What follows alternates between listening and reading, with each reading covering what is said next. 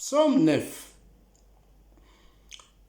Yawe nalingi kokumisa yo na motema moko. Nakopanza sango ya misala na yo ya kokamwa. Nasepeli mpo na yo.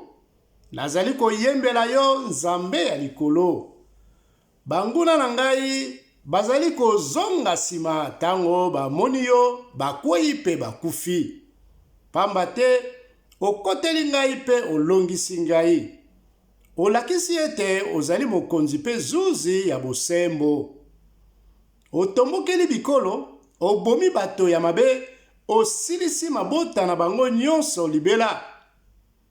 Banguna basili nye, bakozonga lisusu te. Opanzi bavile na bango, tobosani yango libela. Yawe azali mokonzi seko, apiki kiti na ye ya bokonzi, pona kokata makambo.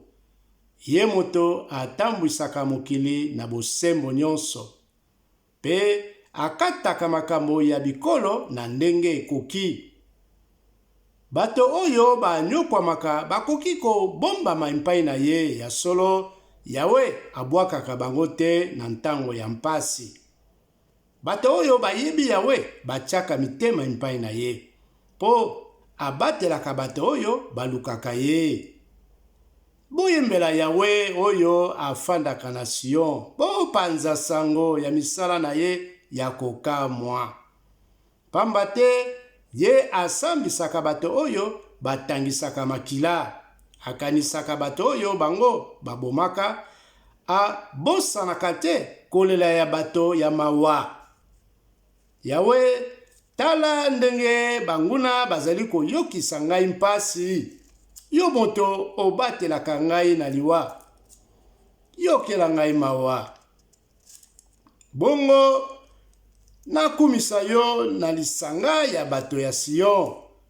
Pe na sepela po obikisi ngai.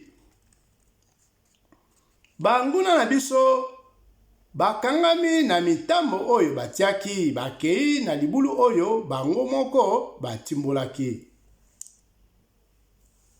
Yawe amimonisi akati likambo bato mabe. Bamikangisi na mitambo na bango moko.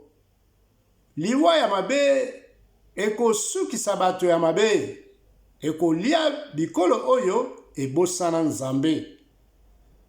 Nzambe abosanaka bato ya mawa libela te. Elike ya bato ya pasi ekokende pamba te. Yawe omilakisa bato bakoka kolonga te. Sambisa bikolo mosusu na tribunal na yo. Yawe bangisa banguna na yo. Bato ya bikolo mosusu bayeba ete bazali bobele bato.